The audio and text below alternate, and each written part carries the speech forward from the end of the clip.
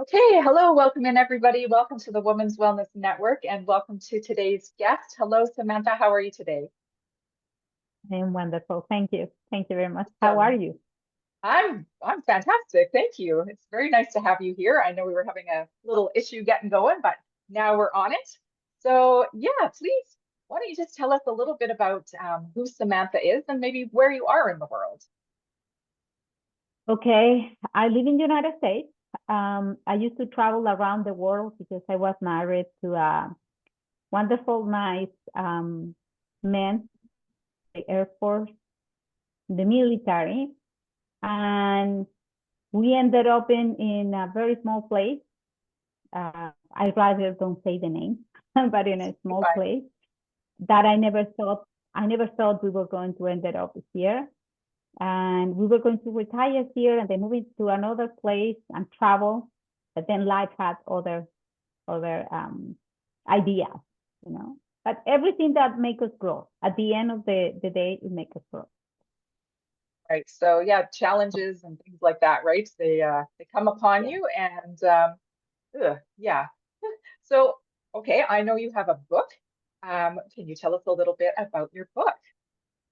Yeah, I have my book right now. I have it in Spanish with me. I have in English. It's published in English and Spanish, but I couldn't find the English.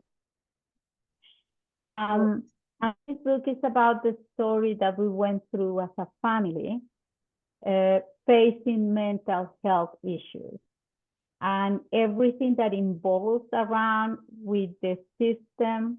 And they are things that I am so, I don't know the word in English, but I really want things to change for the better, to help people that they have mental issues, as well as the relatives, to be more compassionate, to be more understanding and be empathetic too, because it seems there is a lot of ignorance regarding mental health. So this is the story. This is our story, my family and I facing issues within the family and how to learn to navigate on waters that we didn't know we were already sinking in. Yeah. yeah. So probably as you're going along through your life, you're thinking, oh, this is normal. This is the way things are. This is, this is my family. This is my spouse. Um, yeah, what else am I supposed to do? This is how it's supposed to be. Generally, we kind of get into relationships and think, oh, this is how it is. But then things start to change or morph, or you start to notice something that's not uh, how you would like it to be. So, what were the first kind of things that you maybe noticed that really got in your own mind, said, "Hey, Samantha, wait a second, something's not going how we want it to go." Exactly. It is a good point that you say. And it, I asked myself, and I remember a couple of times that I was asking, is this normal in a marriage? Because not everything was bad.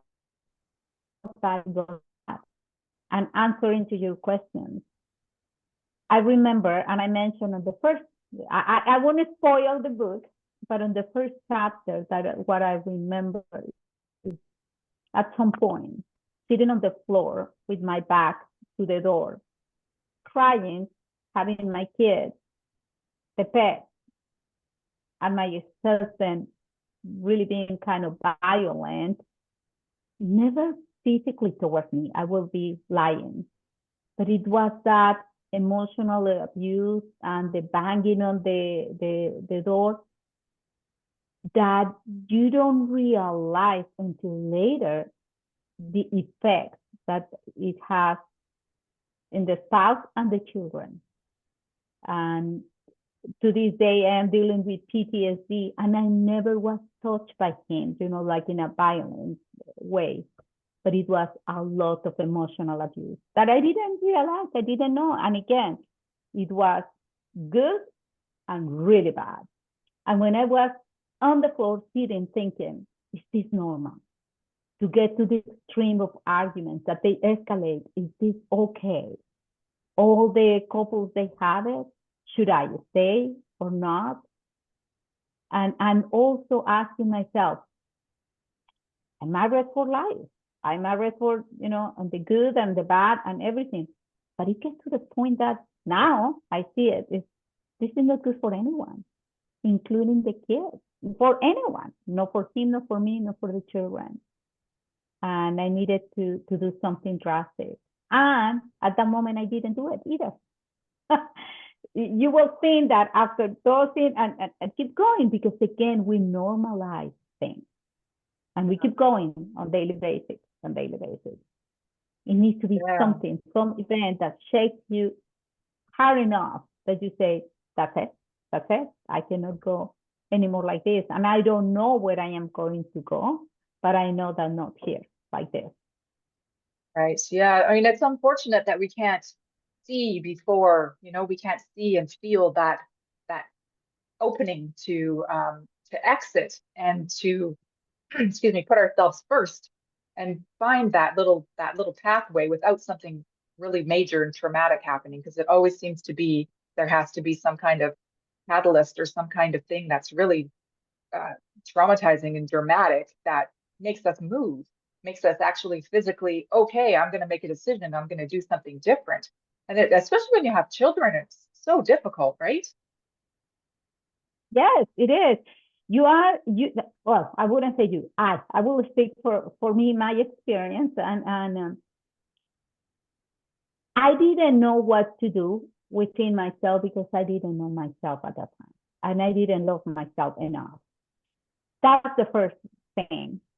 And before, we were talking a little bit before, and I was sharing with you, I have learned through this journey, because on the book, it's not just about the tragic things. It's also the growing, the process of discovering who I am, loving myself, and putting myself first. We have been raised, and in my culture, I am Latina. In my culture, is first are the kids, then the husband, or first the husband, then the kids. Everyone first but you. And I have learned that that's wrong. We have misinterpreted. We need to love ourselves first in order to be able to give something from that love to the other one. So I have learned through the process to put myself first in order to be able to help my loved ones, to be light for them. But at that moment, I didn't know it. And at that moment, I was trying to fix everyone but me. It's easier to see on the other one the things that we don't like to see in ourselves. Yeah. So in order to heal in this process, I needed to be really honest with myself and say, oh my gosh, I am the one that is sick as well. What can I do about it? And I didn't want to be like him. And I had a lot of things that I needed to heal.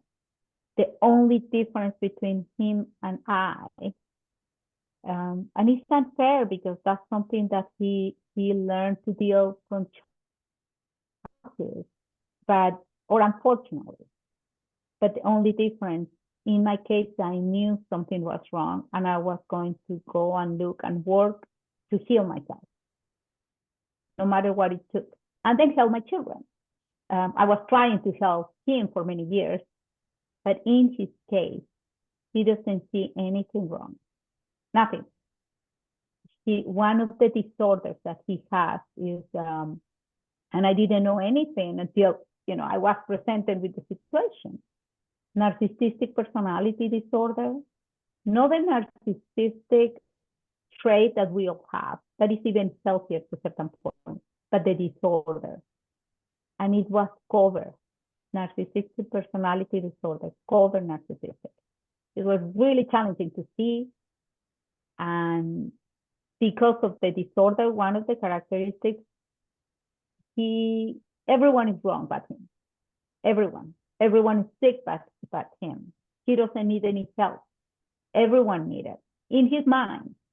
Right. So it was really almost impossible to work together. Oh, that must have been so frustrating and so maybe even a little bit scary because you don't know, right? You don't really know who you're living with or who's going to show up that day or in that moment. And you have little people that you're trying to keep safe and keep happy and comfortable. Yeah, that must be so difficult to have somebody who's not even, they can't even see their own disorder, their own issues. They can't see them. So yeah, like, what did you do? Like, how did you decide, okay, I need to, you said you needed to get help, but like, how do you get the courage up to go for it? It needed to be a situation. My mom was almost dying. I was out of the country. She was with the kids. I started getting phone calls that something is not right. He had been showing issues that, again, I was there, I was used to. We both can be eccentric. So I was like, okay. But then when he was calling constantly, non-stop, I was hanging the phone, helping my parents, hanging the phone, and he was calling again, like obsessive. So I left, my parents came here, and I saw something was bad. But still, I thought it's not bad enough. I mean, it's not, it's something. He has had problems at work, which normally he wouldn't.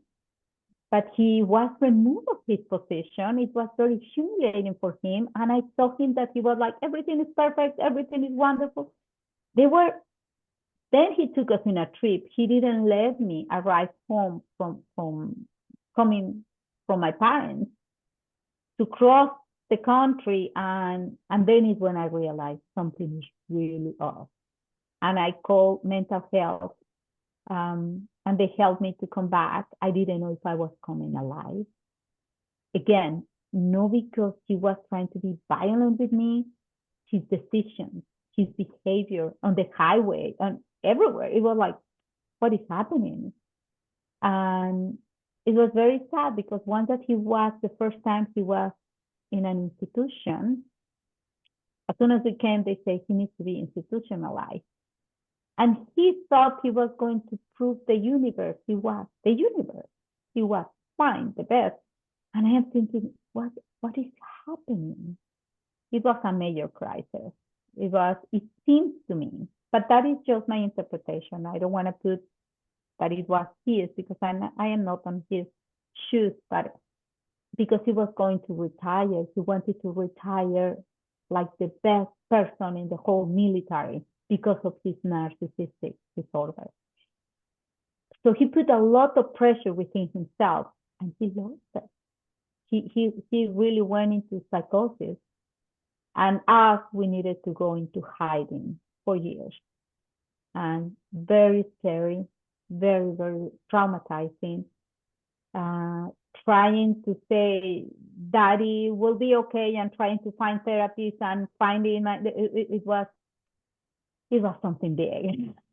Yeah, right. Yeah. Well, at least there's help, and there's something out there people can reach out and they can actually do something if they feel called to. And it takes people like you, I believe, to um, come out and show and this is my story and this is what's happened to me. Because I'm sure there's a lot of people out there who are going through the same thing, who don't, and it's easy to just say, oh, it'll be better tomorrow, or oh, it's not that bad, or any of those kinds of things, because it's sometimes it's just easier to stay in an uncomfortable situation than to turn the whole world upside down, especially when you have children, and trying to find, your own path, your own way to go when you're coming away from such a big situation. And it's your life, right? It's your world. And yeah, trying to recreate it and trying to figure out how to uh, have it with, trying to not demonize your children's father because he's ill, he has some issues, right? So that's got to be like that's a big weight upon you, on your shoulders as well. And he had the psychosis, and he's the one who's having the bit of a breakdown. But I'm sure you would have been next in line had you not, started the process of helping yourself. It is like, the way that I see it, like an analogy, is like pandemic. When someone is sick, the rest, we can get sick. Now, I want to be fair with him. I am very careful, not just for my kids, also for my feelings. I also was sick when I came to the relationship, for sure. I mean, when you attract someone, it's because it's something similar to it's something you are vibrating on that. And to get and accept that is, oh, I don't like it. It feels awful. And it's a lot of tears, but there are a lot of tears. But at the end of the day, okay, if I am sick and I recognize it and I accept it, what can I do to heal myself? And then I see things in my kids because they learn behavior. What can I do to help them? Now I can give them the tools. They were young enough. I can give them the tools. And then it's in their own that what they are going to do. Thank goodness it was soon enough that the damage wasn't terrible. Like in my ex-husband's case, this comes from childhood, from a very traumatic childhood. And narcissistic disorder, it develops, is social. It's not something that you are born with. Now, with that said, most of the time mental, and this is I learned it again through experience, and reading and watching documentaries. I went head first. I wanted to see what was happening. Normally, when it's one mental issue, it doesn't come alone. And in my ex-husband's case, also it was something inherited, bipolar, that no one treats him, not as a child, not as a teen, not as an adult. So he lived his life, poor thing, with this disorder. No one knowing that he had it. And I also learned that there are different kinds of bipolar 1, bipolar 2, and the rapid change of mood, and me being intense with him changing mood. I mean, it wasn't a good recipe for a nice family environment. Right. I am not saying that right now we are on the other side. It's a lot work to do, but it's more. It's way better. It's way better because we all are in therapy. I mean, I say first me, then my kids, and Right. that helps to get better. And I think he's doing better too. I know he's doing better. Good. Well, that's the thing, right? Yeah, having the right resources and the right treatments and the right diagnoses, even if somebody's covertly operating their personality when they're hiding who they really are and they're having all these underlying issues. Well, they don't know, and obviously the people around don't know either. So yeah, it's hard to manage when there's no explanation. There's nothing that says, oh, well, we can look to this, we can work with this, we can, at least maybe if he'd been diagnosed as a child or even as in his teens, then there'd be something to work with it. At least you would have that, like as a basis. And I think that's really where we're going right now as a globe, as a society, as humanity, to really start looking at each other and finding those things where we can help one another, or to really, of course, first of all, to look at ourselves to see what's not sitting right, what doesn't feel good, what we're, brushing off to the side, all those things, because it's so easy to just want to be happy and, make everything look rosy. I've been there, right? To, have the perfect relationship and all that stuff. But yeah, it takes its toll, even, even if it's not as quite as dramatic as maybe your situation. But yeah, if people don't start paying attention to themselves, women, let's start with us, right? We're here. You have a book. There's, so many courses out there. There's so many people. There's so many different avenues for us. There's no excuse for us to sit in our victimhood or to sit in our misery. We can get out of it and we can do better and we can help our children. I mean, that's, they're going to have to come up. They're going to have to figure out how to get along with themselves also and what to do in life, right? So yeah, to have somebody like you to really support and help people discover, see themselves in you, in your situation, because a lot of people don't want to look. So thank you for being that. Thank you for being brave enough to, share your story and be willing to help other people, because a lot of people just they just don't know where to start and they don't know how. So you're one of the leaders. We're going to follow you along here. Thank you. I was just to add something. That is my major. When I think, why do I want to keep doing this about the book? And I am going, well, I finished the audio book, but it has some mistakes, and I haven't getting the courage to read it again, because to read it again is to relieve things. Every time it's better, but it still is hurtful. Eventually, it will be out, but I am working on a movie. The script, and is don't quote me exactly because things can change, but I think the title will be Madless. And the script is done. The next phase is I will try to find producers and directors.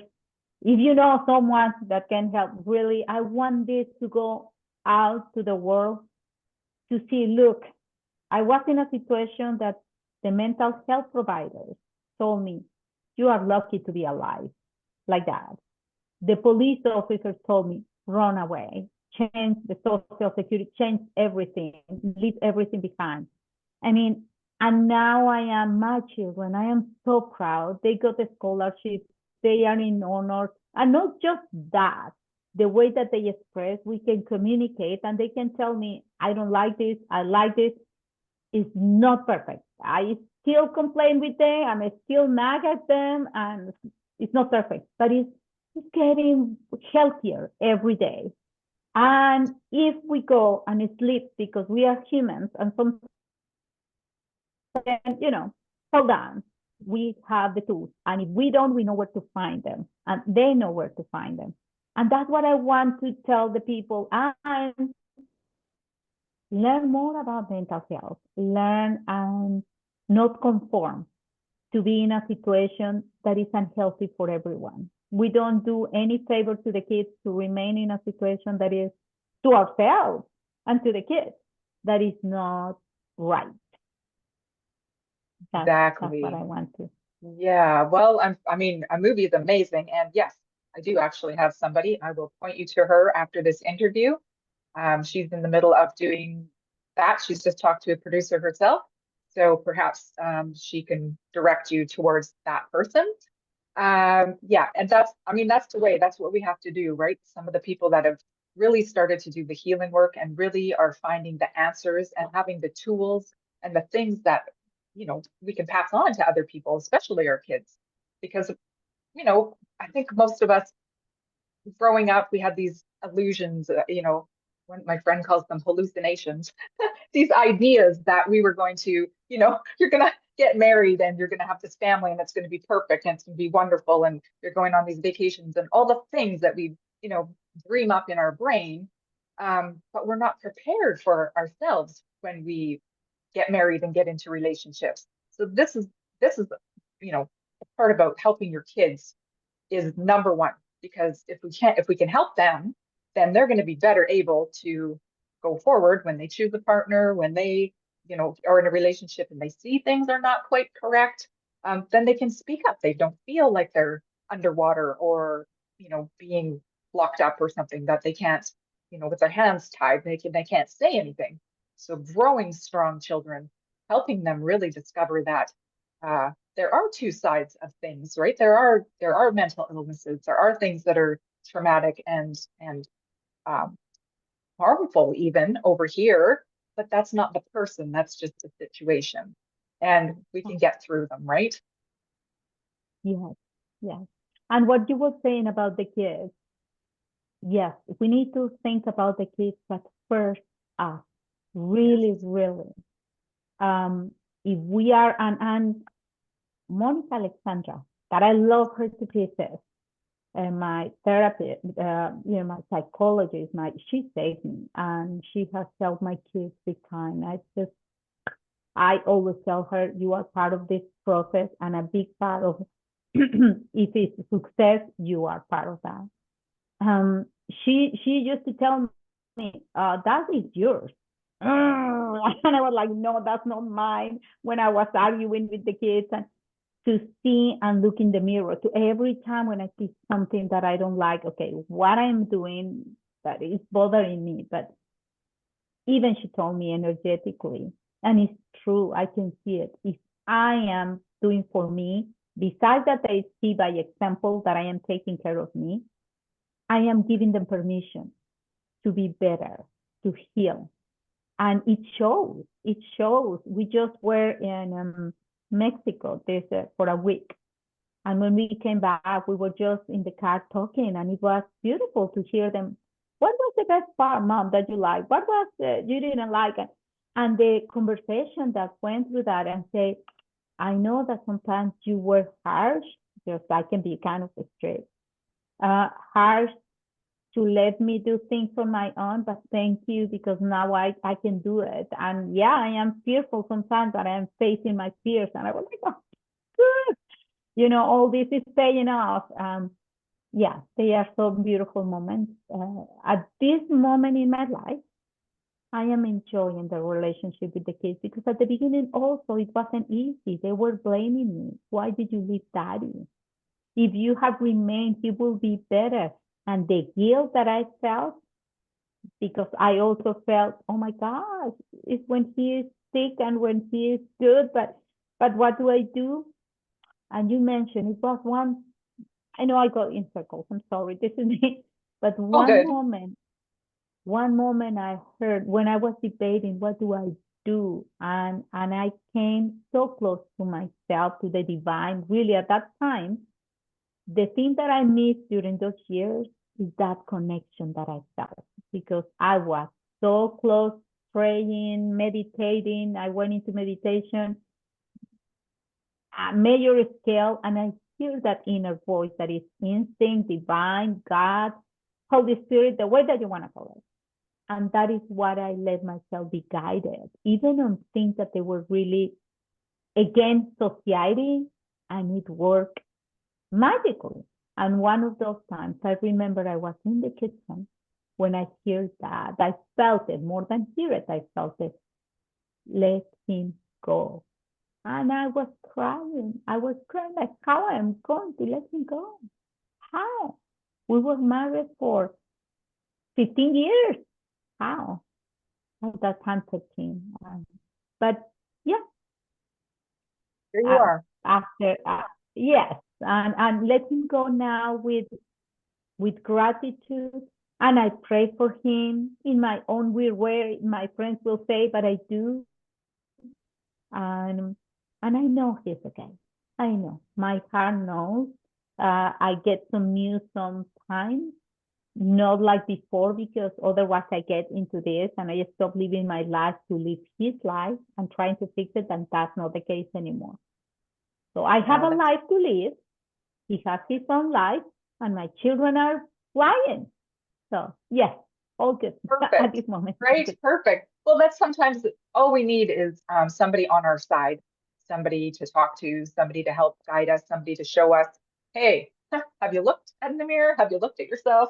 Because like you say, right, that's the hard part, because we protected ourselves for so long from our own stuff, even that we don't want to look, because then we have to deal with it.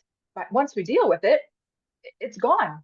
We don't have to carry it, right? We don't drag it along with us. It just dissipates and goes off into wherever it needs to go, and we're free. We're lighter. We're on our own mission, on our own purpose, and yeah, listening to that voice, and really, right, there's nothing more powerful than that, than getting connected and really understanding what is coming from inside than all the stuff that's going on outside, right? Know what the others tell us, because we are very, and I don't know how much time we have. I can talk forever. Tammy, thank you so much for this opportunity. When we listen to the outside, we get confused more when we are vulnerable, when we don't know what to do, when we are in a crisis. And then some people will say, remain. Some people will say, no, you need to leave. And if we listen to that and we don't connect with ourselves, we really mess it up more our life. It's just to take time, reflect, and say, God, help me, whatever the belief is. And if you listen close enough, you will get the answer. You do. But now you need to be brave. And I say you, I will say I don't like to say you, but we all need to, let's put it like that, right? But I needed to make a choice and listen to my inner voice. And I remember many afternoons I told the kids, they were little, and they were so amazing. I say, I need to go to the room to meditate. When I finish, please don't, the food is there, just leave me, and they did. And it was beautiful because then after that, I was okay. It's okay. Yeah. Not now, sometimes I meditate and I come and I see the dishes and I'm like, I just meditated. What happened? What happened? Now, real life comes back. Oh, yes. Oh, yes. Yes. Oh, yeah. Nobody does. We are working. The divine is not doing the dishes. Yes. No. Okay. Could you imagine? I come and it's the dishes. I'm like, why? But there are things people say that when they leave, I will miss that. I don't know if I will miss coming and seeing the dishes. Also, who knows? Who knows? Everybody has dirty dishes at some time, right? Yeah. It doesn't matter. It doesn't matter. Okay, so if our women would like to find your book or connect with you in any way, how can they do that? Well, I have Samantha P. Martel in Instagram. And I will send you the information too, because technology is not my forte. So I hired this wonderful woman, Elaine. She's from Chile, and she's handling the social media because even yesterday, trying to get here, I needed help from my daughter because how do I do this? I have like 4 accounts of Mom. You are in 4 accounts on Facebook. I don't know how. I don't know how. But it's in Instagram is Samantha P. Martel, and they can find the book A Fragmented Mind in a Blind Society in Amazon. Getting this down. And like I say, I am working on the audiobook, but the audiobook first it will be in Spanish, and then it will be in English. Okay, that's fair. Society, okay, and that's on Amazon. Okay, and that's in English and Spanish, correct? Your book? Yes. Yes, the book is in English and Spanish. A Fragmented Mind within a Blind Society, and in Spanish, Una mente fragmentada dentro de una sociedad ciega. Yeah. Okay, awesome. Awesome. Okay, well, thank you so much for coming today. It was wonderful to talk with you. And now I'm kind of getting interested in getting you on this path to the movie because I want to see. Like sometimes, it's great to read a book. I love reading books. Don't get me wrong, but sometimes that visual works a lot better for the masses than a book because a lot of people don't like reading or like you're doing the Audible, so that's good. But just having extra ways to get your message out, I think is super important. So I can't wait. I think it's amazing. So blessings to you and Thank you. Yeah, power to you because you're going to need a lot of energy if you're going to be doing that. Yes. Yeah. It is a major task. I never thought I was going to do it, but it's slowly. I am doing it slowly, but it's part of my mission. It feels, to get through the work. So you are helping me on that. Thank you so much. You're very welcome. And Women of the Women's Wellness Network, we will put all of Samantha's information into the comments so that you can reach out to her, you can find her book. And yeah, if you know of anybody who maybe is in the movies, pass the information along because let's get her message out there. We all could use a little extra help, and we probably all know somebody who might be a little bit like Samantha who could use that boost and that little push out the door. So thank you everybody for watching. And until next time, of course, be well. And thank you so much for coming, Samantha. Thank you. Thank you to you, Tammy. Thank you.